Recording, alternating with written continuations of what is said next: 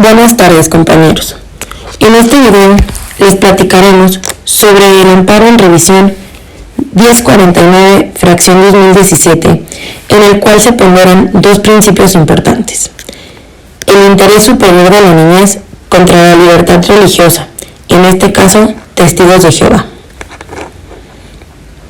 El tribunal que resolvió este amparo fue la primera sala de la Suprema Corte de Justicia de la Nación, por el ministro ponente Arturo Saldívar Lelo de Larrea. Para continuar, iniciaremos a explicar qué fue lo que ocurrió. En abril del 2017, una menor de edad llamada Clara, cuya familia pertenece a la etnia rarámuri y son testigos de Jehová, presentaba signos de varicela, motivo por el cual fue llevada por su madre a consulta médica, en donde el médico tratante les hizo saber que la niña probablemente padecía leucemia linfoblástica aguda, por lo que era urgente que acudieran al Hospital Infantil de Especialidades.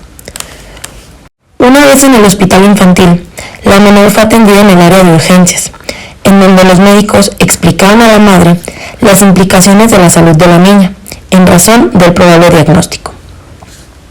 Posteriormente, una hematóloga evaluó el estado de salud de la niña y concluyó que probablemente presentaba un cuadro infeccioso viral, por lo que solicitó que la menor ingresara a terapia intermedia y el inicio de tratamientos antivirales, antibióticos y hemoderivados.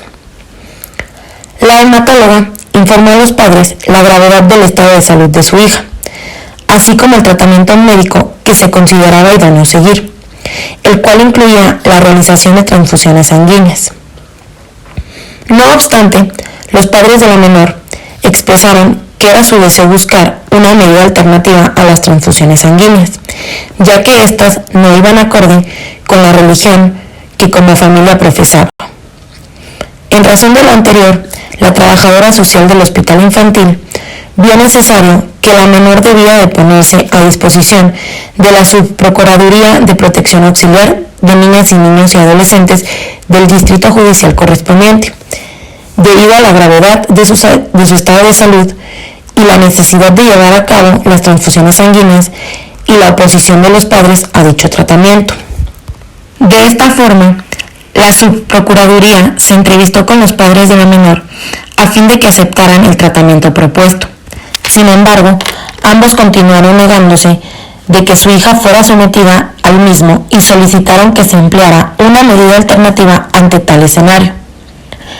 La Subprocuraduría decidió iniciar el procedimiento administrativo de protección de menores, con base en tres factores: el diagnóstico de posible leucemia linfoblástica aguda, la inmediata necesidad de que la menor recibiera transfusiones sanguíneas para salvar su vida a juicio de los especialistas e incisos, y la negativa de sus padres a que se realizara dicho tratamiento, de modo tal que la Subprocuraduría ordenó que la tutela de la menor estuviera provisionalmente a su favor con el fin de autorizar los tratamientos médicos que fueran necesarios para salvar su vida. Posteriormente, fueron emitidos los resultados del análisis médico practicado a la menor, los cuales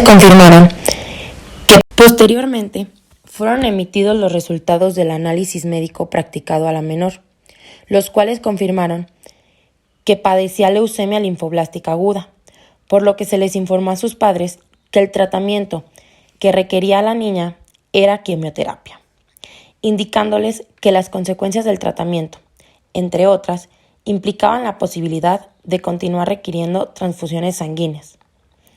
Ante la negativa de los padres de la menor a iniciar inmediatamente el tratamiento propuesto, la Subprocuraduría autorizó el inicio de quimioterapias debido a que querían combatir la enfermedad y curarla cuanto antes. Inconforme, la mamá de Clara, Luisa, y actuando por su propio derecho en representación de su hija, promovió juicio de amparo indirecto en contra de la determinación de la Subprocuraduría de iniciar el procedimiento administrativo y asumir la tutela provisional sobre su hija, a fin de autorizar los procedimientos que fueran necesarios en el curso del tratamiento médico para recuperar la salud de la menor. Después de lo establecido por mi compañera, continuaremos explicando sobre cómo se presentó el conflicto. En primer lugar, contamos con el diagnóstico de la niña. Después de ser diagnosticada, los médicos indicaron que la menor requería de urgencia transfusiones sanguíneas. En segundo lugar, contamos con la contradicción de los padres. Debido a que Clara llegó a una estabilidad, ya no era necesario aplicar las transfusiones sanguíneas, y además, debido a las creencias religiosas de la familia, los cuales son testigos de Jehová, los padres se opusieron y pidieron implementar tratamientos alternativos. En tercer lugar, el conflicto. Debido a la contradicción de los padres ante el diagnóstico de los doctores para salvar la vida de Clara y su requisito de querer implementar tratamientos alternativos, la subprocuraduría decidió iniciar un procedimiento de tutela para autorizar transfusiones sanguíneas, ya que la Constitución protege los derechos a la vida y la salud de los menores como un interés sobresaliente. Además, establecieron que el tratamiento establecido por los doctores era la mejor opción posible para la vida de Clara. En cuarto lugar, la respuesta de la madre. Ante el procedimiento de tutela establecido por la subprocuraduría, la madre de Clara reclamó en amparo que la subprocuraduría le negó de forma injustificada su derecho a decidir libremente sobre la salud de la hija, lo cual se basaba en sus creencias religiosas. En quinto lugar, sentencia de amparo. El juez encargado de la sentencia, después de analizar los hechos, estableció que la subprocuraduría no contaba con las bases suficientes para asumir la tutela de la niña. Finalmente, en sexto lugar, la decisión del juez. Ante la declaración del juez sobre que la subprocuraduría no contaba con bases suficientes para asumir la tutela de la niña, estableció que se respetará la voluntad de los padres de implementar tratamientos alternativos. Sin embargo, en caso de urgencia o necesidad, será posible efectuar transfusiones. Como finalización del caso, el juez concluyó que la subprocuraduría no tenía las bases suficientes como para actuar como tutores del menor y por ende se debió respetar las decisiones de los padres de dicho infante. Únicamente se debieron efectuar transfusiones en casos extremos, ya que la subprocuraduría actuó con las mejores intenciones, otorgando medicamento necesario para las necesidades de la paciente en dicho momento, y el personal médico respetó la privacidad familiar. Entonces, y cita el amparo en revisión, esta Suprema Corte entiende que son infundados los agravios de la recurrente, por lo que lo conducente es revocar la sentencia recurrida y negar el amparo. Dice el amparo en revisión 1049-2017. Con respecto a los comentarios sobre este caso, dados por expertos del tema, habla Sofía Treviño, investigadora del Centro de Estudios Constitucionales de la SCJN, y menciona varias ideas, tales como la siguiente, que es que la idea de la Corte es que hay algo que protege a la familia de una intervención estatal injustificada y el Estado debe dar buenas razones para poder intervenir. También dice que en casos de urgencia extrema, los médicos pueden tomar decisiones sin el consentimiento de los padres. Aparte de Sofía Treviño, habla María Ibarra, directora general de Derechos Humanos de la SCJN, y dice que la niña pudo haber muerto ya que uno de los síntomas que genera la leucemia es este bajo nivel de plaquetas en la sangre y el gobierno debió estabilizar a la menor en vez de otorgarle una transfusión, así que ahí el gobierno no estuvo acertado. También dice que la Corte ha dicho que se debe evaluar la madurez del menor y el tipo de decisión, ya que existen decisiones importantes que pueden comprometer su futuro. Por último, también dice que no se ponderan los derechos religiosos, ni familiares, ni la vida de la niña, sino que se explica que el contorno de los derechos de los padres termina donde se pone en riesgo la vida de la niña. Por ende, es una disputa médica. Como reflexión sobre los comentarios presentes de personas dedicadas al tema, se puede concluir que si estuvo mal en primera instancia ese accionar sin el consentimiento de los tutores, ya que ellos deseaban utilizar otro método médico para su niña, el cual fuera acorde a sus creencias religiosas o las creencias de su comunidad a la que pertenecen.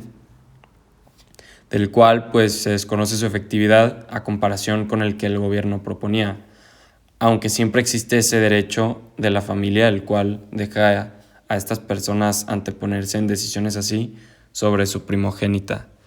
En segunda instancia, fue algo correcto el que actuaran así, ya que pudieron actuar de mejor manera y con un método aún más acertado.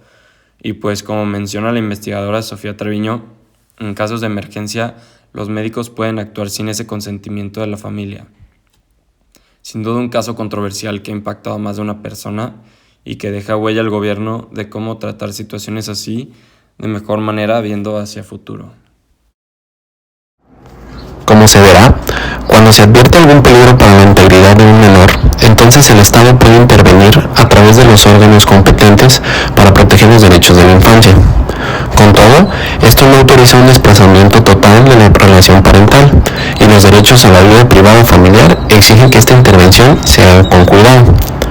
En otras palabras, esta intervención está gobernada por condiciones que derivan de los derechos de la vida privada familiar y del interés superior del menor. En principio, la Constitución reconoce que los padres tienen derecho de tomar decisiones libres sobre sus hijos, tanto en el campo de la salud como en el ámbito de la educación religiosa. En esta resolución se explicará en primer lugar que los padres son quienes están legitimados para autorizar cualquier procedimiento médico sobre sus hijos menores de edad, y también son libres de instruirles las prácticas que mejor decidan conforme a sus convicciones religiosas. Consecuentemente, el Estado está obligado a respetar el libre ejercicio de estos derechos sin interferir en ellos.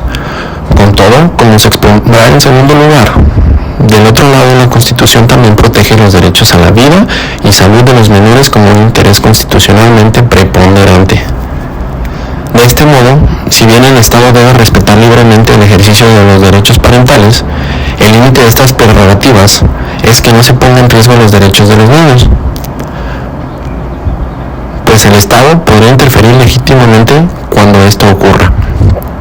De acuerdo con lo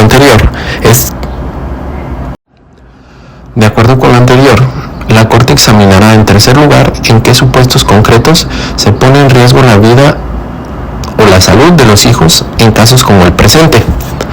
Debe recordarse que los padres declaran pugnan por un tratamiento alternativo al recomendado por los médicos tratantes. Como se estableció, los padres declaran pueden en principio negarse a que la niña reciba transfusiones sanguíneas en ejercicio de su libertad religiosa. Sin embargo, el ejercicio de esta libertad no debe poner en riesgo la salud y vida de la menor. La Corte comprende que en el ámbito médico los padres se enfrentan a un escenario complejo, pues con base en la asesoría de los médicos deben ponderar cuidadosamente la eficacia y los riesgos de los tratamientos de acuerdo con la condición clínica que afecte a su hijo. En esa encrucijada, están llamados a velar en todo momento por el bienestar de sus hijos, por lo que debe existir una correspondencia entre la decisión médica que asuman y las medidas terapéuticas que mejor permitan al menor mantener su integridad y recuperar su salud. Como se estableció, su deber es proteger siempre el interés superior del menor. A esta consideración deben asignar un valor fundamental y prevalente en cualquier decisión que tomen. De manera similar, la Corte entiende que la libertad religiosa y el derecho a la vida privada familiar no comprenden la imposición de prácticas religiosas que comprometan la salud y la vida de los niños. En otras palabras, la libertad religiosa no confiere a los padres la autoridad para decidir sobre la vida o la muerte de sus hijos menores de edad. Así, los derechos de los padres encuentran su límite ahí donde se pone en riesgo la vida de sus hijos. En conclusión, los derechos de los padres a decidir sobre sus hijos tienen como límite la afectación al derecho a la vida de los niños. Ninguna decisión puede encontrar fundamento si con ella se pone en riesgo la supervivencia del menor. Máxime cuando esta afectación deriva de la negación de un tratamiento que está disponible para el niño. La Corte subraya que la consideración más relevante la constituye el interés superior del menor, por lo que a pesar de las presiones existentes, las autoridades deberán orientar una decisión hacia salvaguardar la vida y la salud del infante en todo momento. Con todo, es importante aclarar que los padres no pretenden poner en riesgo la vida de Clara, sino que están ejerciendo su libertad religiosa. Así, no merecen ser excluidos del proceso médico o de la toma de decisiones. En estos casos, el Estado debe ser sensible con que su decisión no pretenda necesaria y deliberadamente afectar a los menores. Simplemente se presenta una situación excepcionalmente apremiante que no permite considerar extensamente un tratamiento alternativo.